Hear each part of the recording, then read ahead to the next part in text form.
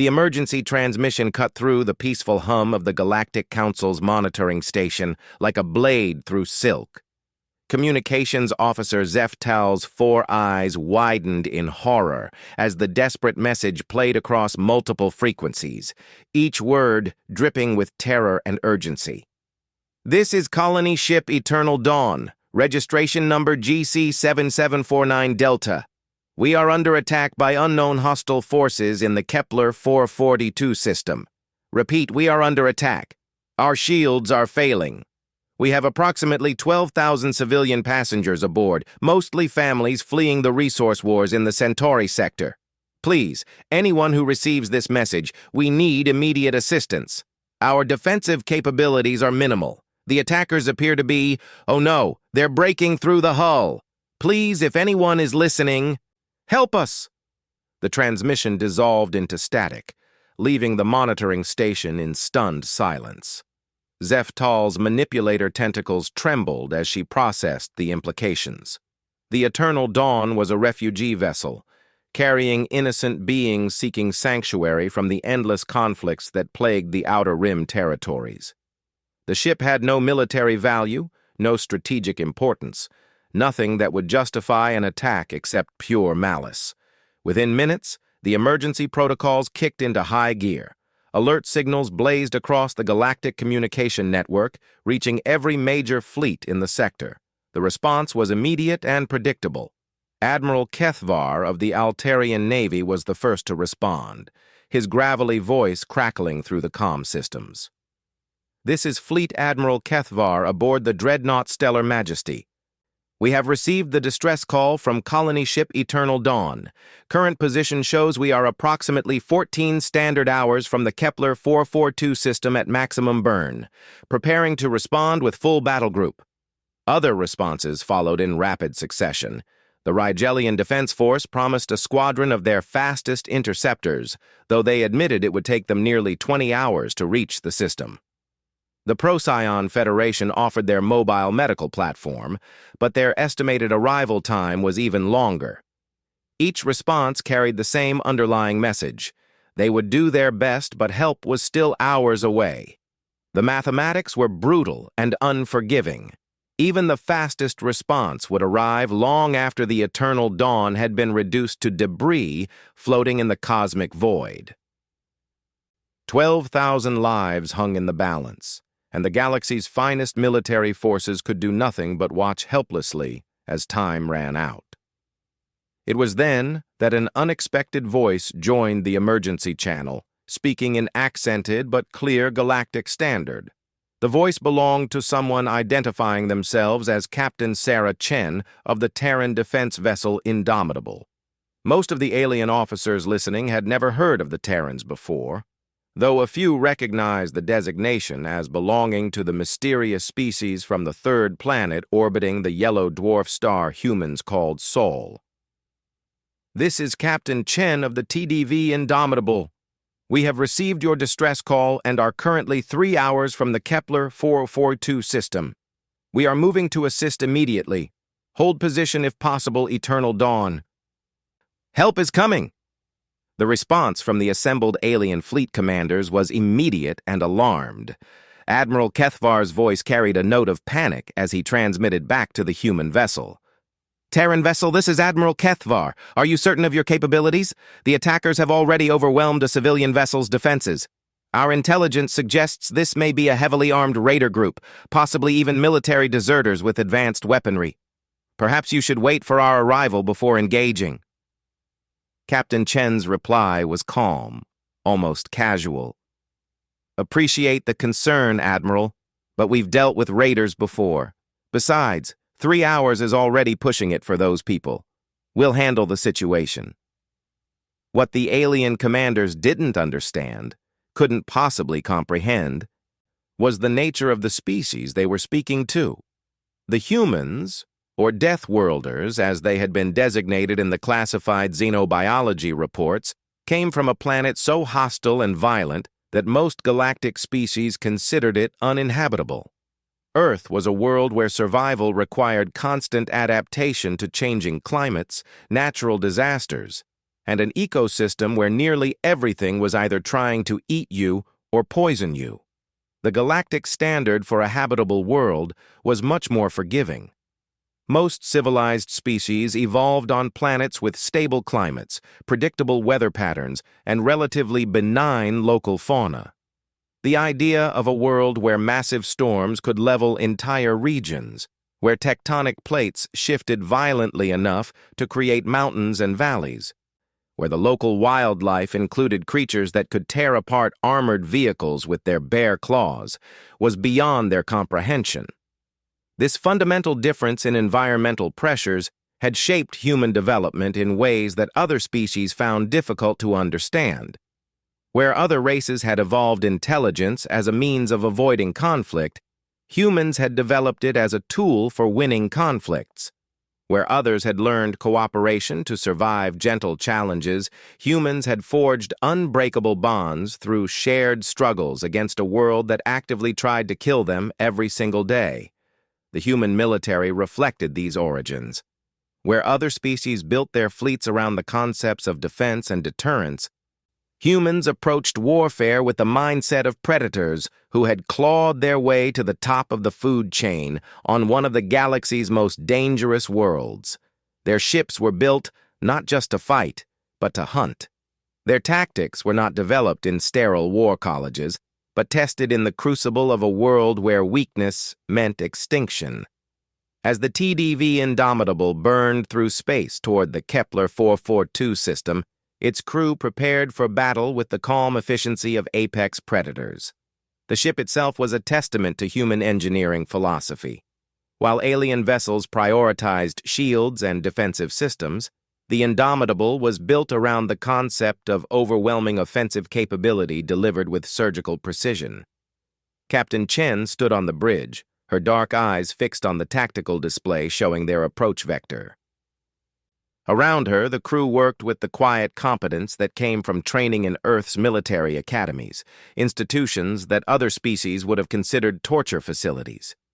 Every human on the bridge had been pushed beyond their breaking point multiple times during their training, then pushed further still. They had been taught that failure was not an option when lives were at stake. Lieutenant Commander Rodriguez, the ship's tactical officer, looked up from his station. "Captain, we're picking up multiple energy signatures in the target system. Looks like at least 6 heavy raiders, possibly more. The Eternal Dawn is barely holding together. Hull breaches on multiple decks, life support failing in several sections." Chen nodded grimly. "Time to intercept?" 2 hours and 43 minutes at current burn rate. "We could push the engines harder, but we'd risk damaging our combat systems." "Negative. We arrive ready to fight, or we don't arrive at all." Chen turned to the communications station. "Signal the Eternal Dawn. Tell them to focus everything on keeping their people alive. Don't waste power on weapons or shields. We're coming." The alien fleet commanders monitoring the communications channel exchanged worried glances. The human captain's confidence seemed either admirably brave or dangerously foolish. The raiders attacking the Eternal Dawn were using military-grade weapons and tactics. Their ships mounted heavy plasma cannons capable of punching through military armor plating, and their attack formation suggested professional training. What was one human ship, regardless of its crew's determination, going to accomplish against such odds? The mathematics seemed impossible. 6 heavily armed raiders against a single vessel, even a military one, should have been a foregone conclusion. The humans were flying into a massacre, but the alien commanders were thinking in terms of their own military doctrines, their own understanding of space combat. They assumed that the coming battle would follow the established patterns of galactic warfare: long-range exchanges of energy beams, gradual weakening of defensive systems, eventual surrender or retreat when losses became unacceptable. They had no conception of how humans actually fought when the stakes were absolute. They didn't understand that for a species that had evolved on a world where every day was a struggle for survival, the concept of acceptable losses took on an entirely different meaning. They couldn't comprehend that humans were willing to sacrifice everything to protect those who couldn't protect themselves. As the Indomitable approached the edge of the Kepler 442 system, its sensors began picking up detailed readings of the battle ahead. The Eternal Dawn was indeed in desperate straits. The massive colony ship was listing badly, with multiple hull breaches venting atmosphere into space. Emergency lighting flickered along its length, and debris from damaged sections created a hazardous field around the vessel. The raiders had positioned themselves in a loose sphere around the colony ship, methodically pounding it with energy weapons while smaller craft moved in to attach boarding pods to the hull. It was clear they weren't just trying to destroy the ship. They were planning to board it, to take captives or loot whatever valuables they could find among the refugees' possessions. Captain Chen studied the tactical display with the cold calculation of a predator evaluating its prey.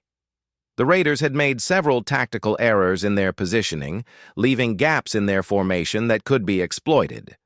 More importantly, they were focused entirely on their helpless target, not watching for outside threats. They were about to learn why complacency was a fatal flaw when dealing with humans. "All hands, this is the captain," Chen's voice echoed throughout the Indomitable. "In approximately 90 minutes, we will engage enemy forces that are currently attacking a civilian vessel carrying 12,000 innocent people. These raiders have chosen to prey on the weak and defenseless. They are about to discover what happens when they attract the attention of Earth's finest. Prepare for combat operations. This is why we're here." The crew's response was immediate and professional. Weapon systems came online with deadly efficiency. Shield generators hummed to life. The ship's AI began calculating optimal attack vectors and target priorities. Every system aboard the Indomitable was designed around a single principle. When humans went to war, they went to win, no matter the cost. The alien fleet commanders continued to monitor the situation with growing anxiety. Their own vessels were still hours away from the battle zone, leaving them as helpless observers to whatever was about to unfold. Some privately began composing reports explaining how they had been too far away to prevent the tragedy that was surely about to occur. None of them suspected that they were about to witness the birth of a legend, the moment when the galaxy would first truly understand why humans were called Deathworlders. The raiders attacking the Eternal Dawn were about to receive an education in what happened when you threatened those under the protection of Terra's children. In the depths of space, the TDV Indomitable continued its relentless approach, its crew ready to remind the galaxy of a simple truth. There were those who preyed on the weak, and there were those who hunted the predators. Humanity had not clawed its way to the stars to become the former.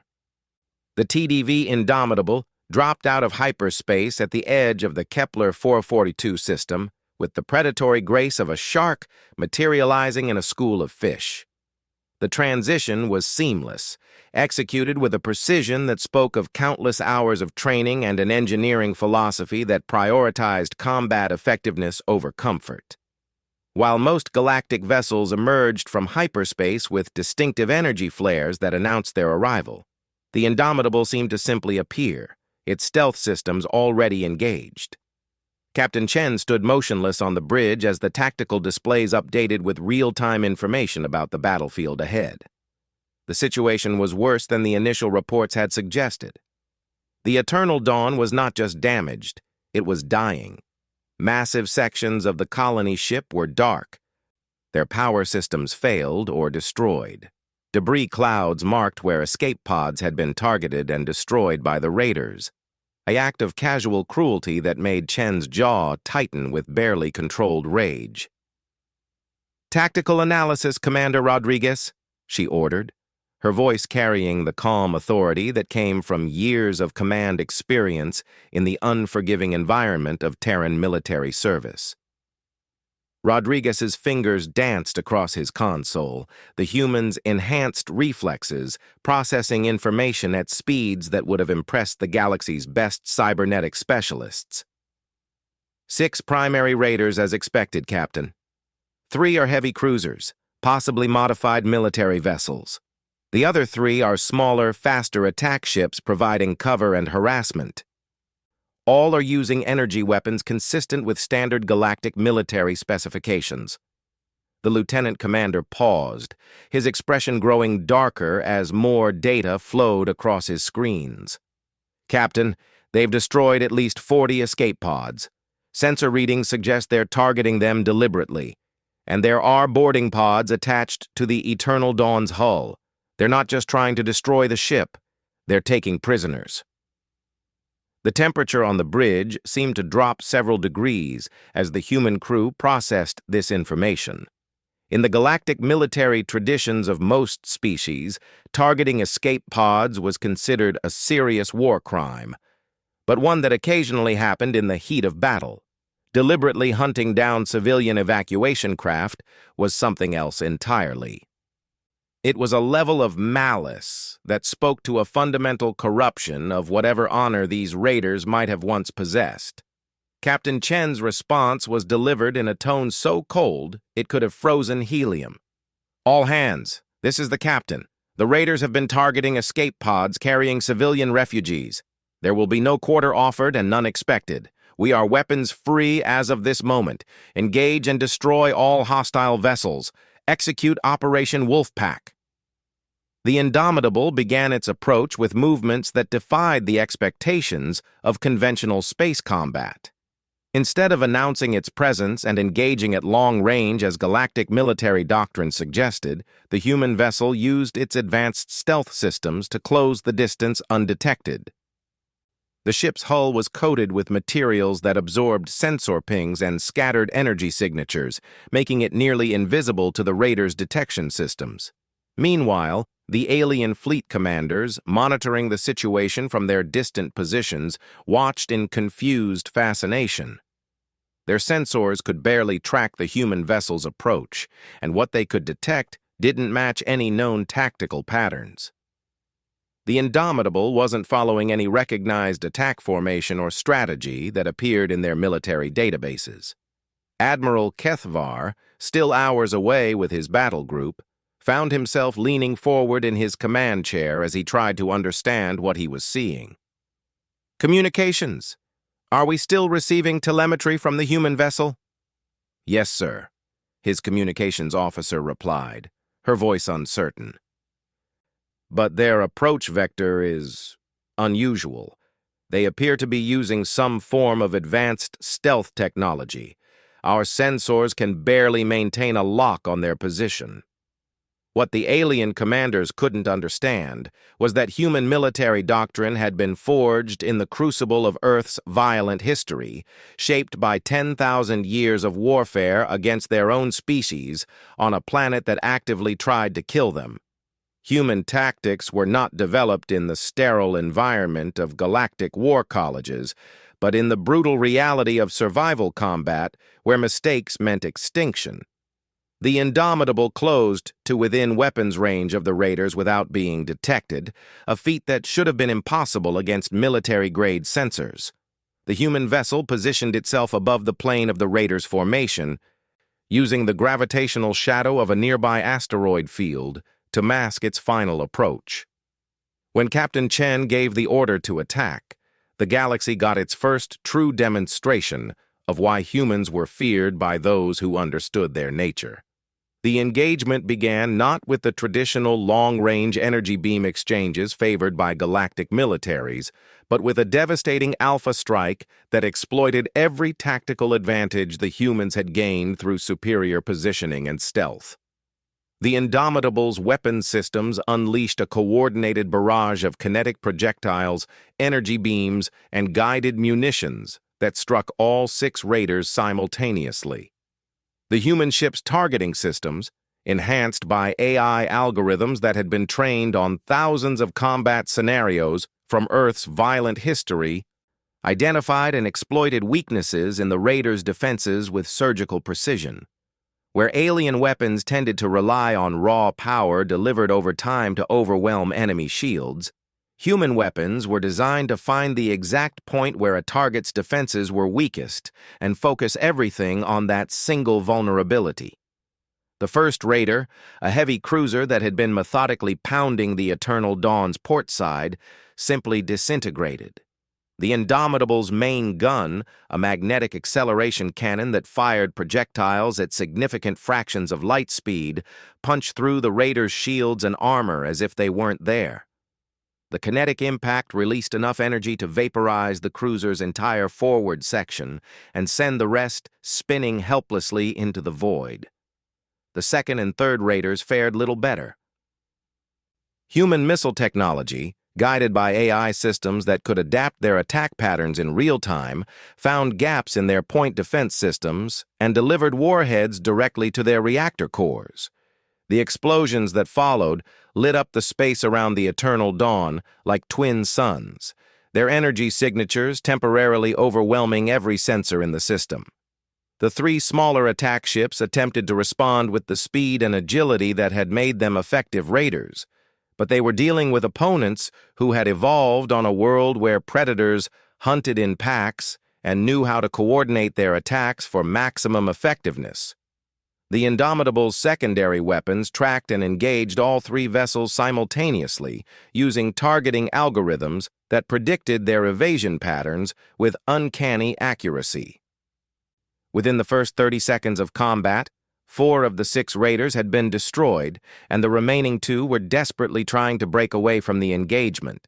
The speed and efficiency of the human attack was so overwhelming that it took the monitoring alien commanders several moments to process what they had just witnessed. "By the 9 hells of Altair," Admiral Kethvar whispered, his gravelly voice carrying across his bridge in the stunned silence that followed the engagement. How did they do that? The answer lay in the fundamental differences between human military philosophy and that of the other galactic species, where aliens had developed their combat doctrines based on the assumption that warfare was a regrettable necessity to be conducted with minimum casualties and maximum honor. Humans approached combat as a problem to be solved with overwhelming efficiency and absolute victory as the only acceptable outcome. The surviving raiders were learning this lesson in the harshest possible way. The larger of the 2 remaining ships, a modified heavy cruiser that had been serving as the raiders' command vessel, attempted to use the Eternal Dawn as a shield, positioning the massive colony ship between itself and the human destroyer. Captain Chen's response to this tactic demonstrated another aspect of human military thinking that the galaxy found difficult to understand. Where other species might have hesitated to engage an enemy so close to a civilian vessel, unwilling to risk collateral damage, the human commander immediately began calculating how to eliminate the threat while minimizing harm to the refugees. "Rodriguez, analysis of the Raider's position relative to the Eternal Dawn," she ordered. "The Raider is using the colony ship's bulk to mask its approach to what looks like a docking port on the Dawn's starboard side, Captain. If they complete docking, they could take hostages from among the refugees." Chen nodded grimly. "Not acceptable. Helm, bring us around to intercept course. Tactical, prepare for close quarters engagement." What followed was a demonstration of precision ship handling that left the alien observers speechless. The Indomitable maneuvered through the debris field around the Eternal Dawn, with movements so precise they seemed to defy the laws of physics. The human vessel threaded between chunks of wreckage, used gravitational slingshots around larger debris to change course, and positioned itself for a perfect firing solution on the raider, without ever pointing its weapons anywhere near the colony ship. The engagement was over in seconds. A single, precisely targeted burst from the Indomitable's secondary batteries penetrated the Raider's engines and reactor core, creating a controlled explosion that vented the ship's interior into space while leaving the hull mostly intact. No debris from the destruction reached the Eternal Dawn, and no stray energy beams threatened the refugees aboard the colony ship. The last raider, a small attack craft that had been attempting to flee the system, found itself facing a pursuit that demonstrated why human ships were built for hunting rather than simple defense. The Indomitable's engines, designed using principles learned from generations of Earth-based aerospace engineering, allowed the ship to accelerate and maneuver with an efficiency that surpassed anything in the galactic fleet databases. The chase was brief and decisive. The Raiders' pilot, skilled though he might have been in the relatively sedate combat environment of galactic warfare, found himself outmaneuvered by opponents who had trained in simulations based on Earth's most dangerous pursuit scenarios. When the Indomitable's weapons finally spoke for the last time in this engagement, the Raider simply ceased to exist, reduced to component atoms by a perfectly placed shot. The sudden silence that followed the battle was deafening. Where moments before space had been filled with weapons fire, explosions, and the desperate communications of dying raiders, now there was only the quiet hum of the Eternal Dawn's damaged systems and the steady sensor pings of the Indomitable conducting post-battle assessment. Captain Chen's voice cut through the silence with calm professionalism. Eternal Dawn, this is Captain Chen of the TDV Indomitable. Immediate threat has been neutralized. We are moving to assist with damage control and medical evacuation. How many injured do you have aboard? The response from the colony ship carried a note of shocked disbelief. Indomitable, this is Captain Veltar of the Eternal Dawn. We have approximately 3,000 injured, multiple hull breaches on decks 7 through 15, and life support failing in several sections. But Captain, how did you... 6 raiders. Destroyed in under 4 minutes. How is that possible?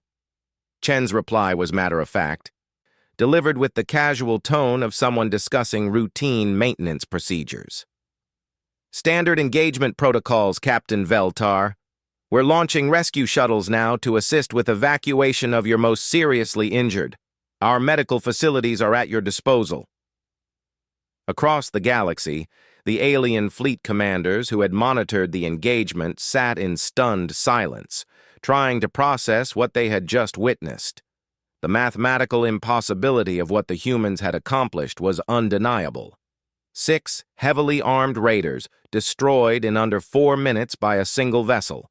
No casualties, no collateral damage, and enough precision to conduct the entire engagement within weapons range of a fragile civilian target.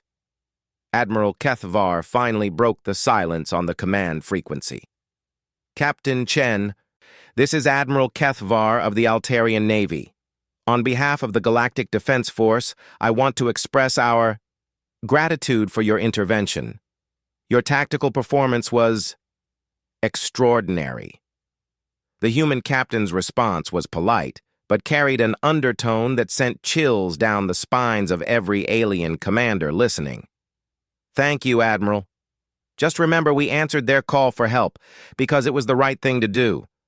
The Raiders learned what happens when you prey on the innocent under our watch. We hope others take note.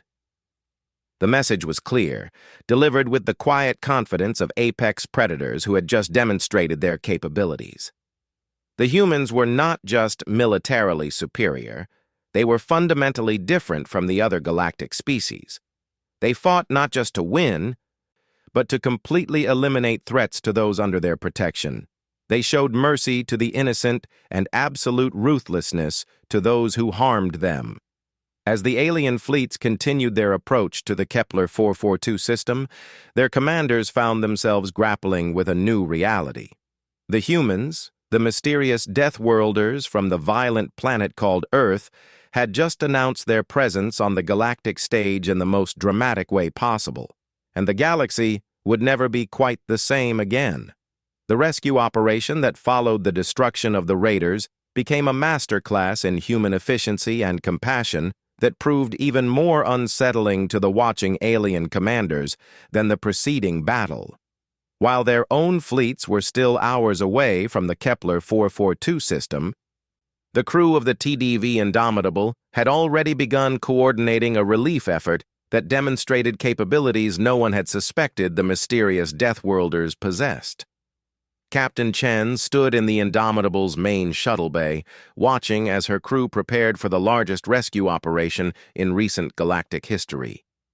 The human vessel, despite being classified as a destroyer, had somehow found space for medical facilities, rescue equipment, and emergency supplies that would have been impressive on a dedicated hospital ship. Every system aboard the Indomitable seemed to have been designed with the assumption that someday it might need to save lives on a massive scale. "Status report, Dr. Park," Chen requested from the chief medical officer, a woman whose calm competence under pressure had become legendary among the Terran Defense Force. Dr. Susan Park looked up from her medical tablet, her expression focused but not overwhelmed, despite the magnitude of the crisis they were facing.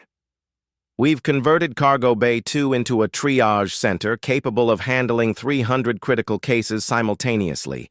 The automated medical systems are already producing specialized treatments for 17 different alien physiologies based on the medical data the Eternal Dawn transmitted.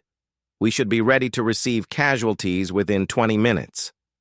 The casual mention of treatments for 17 different alien species caught the attention of the monitoring alien commanders.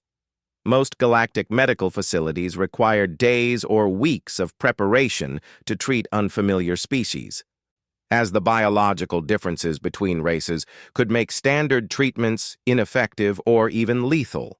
The idea that humans could configure their medical systems to handle multiple alien physiologies in under an hour spoke to a level of technological sophistication that didn't match their previous assumptions about this species. Admiral Kethvar found himself leaning forward in his command chair, studying the sensor readings from the human vessel with growing amazement. "Medical Officer Talon, are you monitoring the human medical preparations?"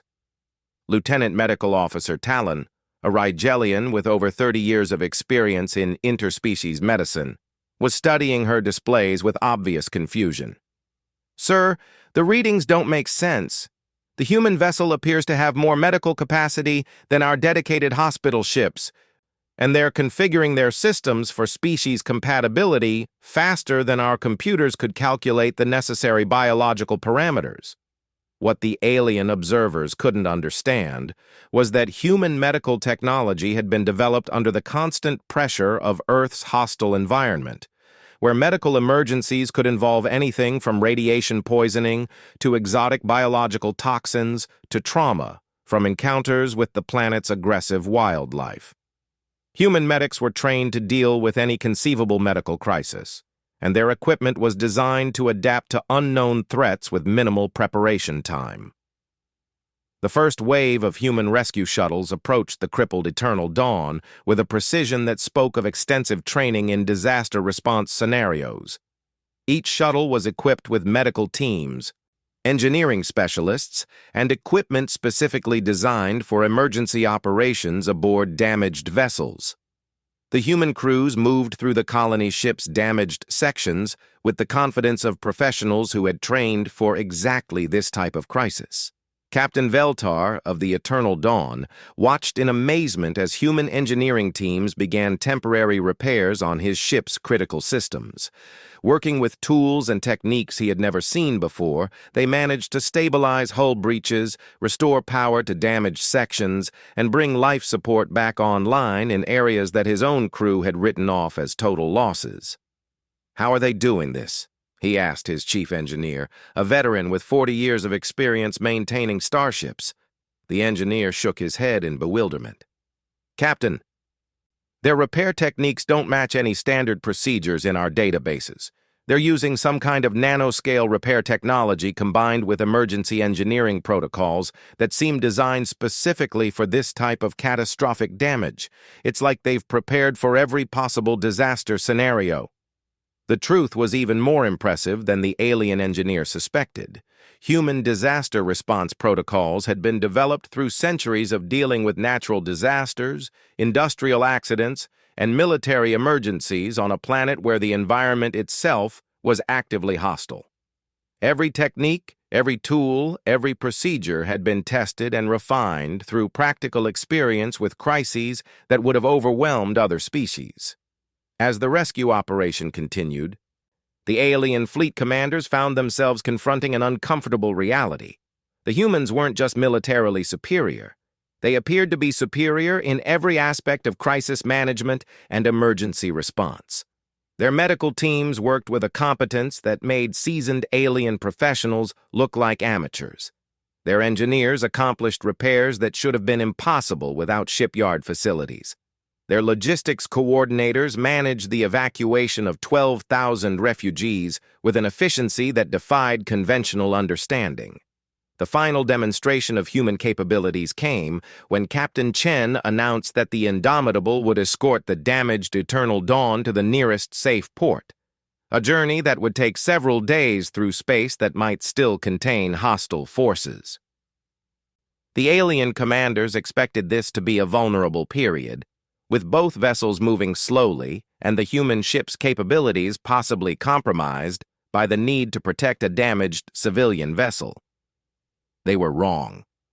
The Indomitable's escort formation demonstrated tactical principles that revolutionized their understanding of space combat doctrine. Instead of simply flying alongside the colony ship, the human destroyer maintained a complex patrol pattern that provided overlapping fields of fire around the entire refugee convoy.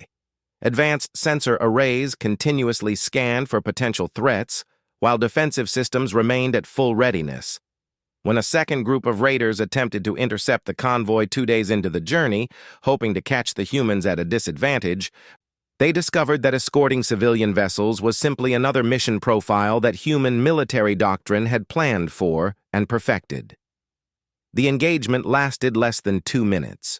The raiders never got closer than maximum weapons range before being systematically destroyed by a combination of long-range precision fire and tactical maneuvering that used the convoy formation itself as both shield and weapon. Admiral Kethvar, who had finally arrived in the system with his battle group just in time to witness the second engagement, found himself staring at his tactical displays in silent amazement. Navigation. Confirm those readings. Did the human vessel just use the colony ship's gravitational field to slingshot around and achieve a perfect firing position? Confirmed, sir. They used the mass of the Eternal Dawn as a gravitational anchor point to change course while maintaining perfect formation integrity. The mathematics involved in that maneuver? Sir, our best tactical computers couldn't calculate something like that in real time. The implications of what the alien commanders were witnessing began to sink in across the galactic community. Emergency sessions were called in the Galactic Council chambers as species representatives struggled to understand what the appearance of humanity on the galactic stage meant for the established balance of power. The Altarian ambassador, a normally composed diplomat with centuries of experience in interspecies relations, found himself delivering a report that would reshape galactic politics for generations to come. "Honored council members," he began, his voice carrying undertones of awe and concern. "We must acknowledge that our understanding of the species known as humans or Deathworlders has been fundamentally incomplete. Their recent intervention in the Kepler 442 system has demonstrated capabilities that exceed our previous estimates by several orders of magnitude." The Rigelian representative interrupted with obvious anxiety. "Ambassador, surely you're not suggesting that this single incident represents their overall capabilities. One advanced vessel with exceptional crew training could explain what we observed." The Altarian's response silenced the chamber. "Honored colleague, our intelligence analysis suggests otherwise. The human vessel Indomitable appears to be a standard destroyer class according to their own naval classifications. Their crew demonstrated not exceptional training, but routine competence in what they clearly consider standard operational procedures. The most disturbing conclusion we can draw is that this performance represents their baseline capabilities, not their maximum potential." Across the galaxy, similar conversations were taking place in every major government and military command structure. Intelligence services that had dismissed humanity as a minor species on the galactic periphery were suddenly scrambling to gather any available information about Earth and its inhabitants. What they found only increased their concern. The planet Earth, classified as a Class 12 death world in the Galactic Threat Assessment Database, was home to a species that had not just survived but thrived in an environment that would kill most galactic civilians within hours of exposure. the humans had evolved in a constant state of warfare not just with each other, but with their entire planetary ecosystem. Every aspect of their biology, psychology, and cultural development had been shaped by the need to survive on a world that actively tried to kill them. Their military technology reflected this origin.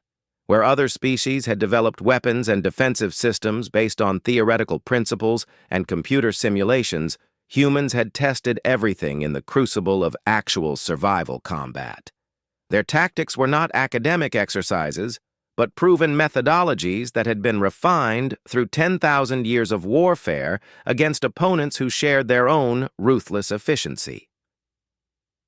Perhaps most unsettling of all was the casual competence with which they had handled the entire crisis. From their initial response to the distress call through the final escort mission, the humans had approached every challenge as a routine problem to be solved rather than an overwhelming emergency.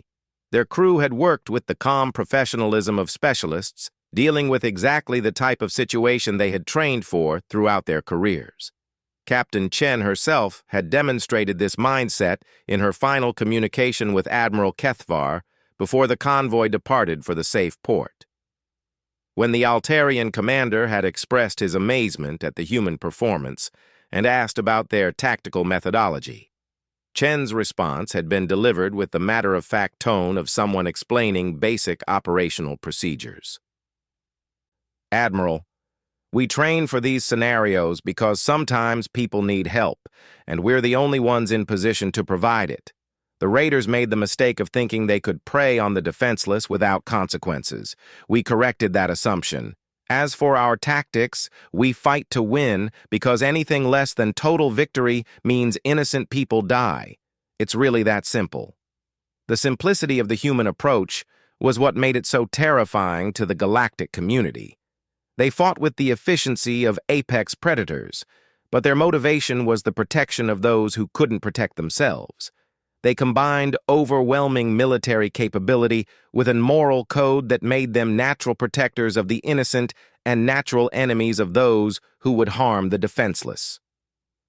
Word of the Kepler 442 incident spread throughout the galaxy with a speed that surprised even seasoned intelligence analysts. The story grew in the telling, becoming legend before the facts had even been officially confirmed. But the core message remained consistent across every version. When the Deathworlders answered the SOS call, every hostile force in the galaxy had learned to fear the consequences of their actions. Raider activity throughout the Outer Rim territories dropped to almost nothing within weeks of the incident. Pirate groups that had operated with impunity for decades suddenly found themselves looking over their shoulders, wondering if their next target might bring the attention of the mysterious humans from Earth. The mere possibility of facing opponents who combined superior technology with the mindset of apex predators was enough to make even the most hardened criminals reconsider their career choices. The formal response from the Galactic Council came in the form of an official invitation for humanity to join the galactic community as a full member species, with all the rights and responsibilities that status entailed. The invitation was accompanied by a carefully worded suggestion that Earth might consider establishing formal diplomatic relations with the other major species. Captain Chen's response to the diplomatic overtures, delivered through proper channels to the appropriate authorities on Earth, became part of galactic diplomatic history. When asked about humanity's intentions regarding their role in galactic affairs, the human representative's answer was characteristically direct. "We didn't come to the stars to conquer or rule anyone. We came because it's our nature to explore, to protect those who need protection, and to stand against those who would prey on the innocent. If the galaxy wants our friendship, treat people with respect and justice. If you prefer our opposition, harm the defenseless and see what happens. The choice is yours." The galaxy had been introduced to humanity, the Deathworlders from the hostile planet Earth, and every species with hostile intentions toward the innocent had learned a fundamental truth that would shape interstellar relations for generations to come. When the humans answered an SOS call, Predators became prey, and justice arrived with overwhelming force and absolute determination. The age of human involvement in galactic affairs had begun, and the universe would never be the same.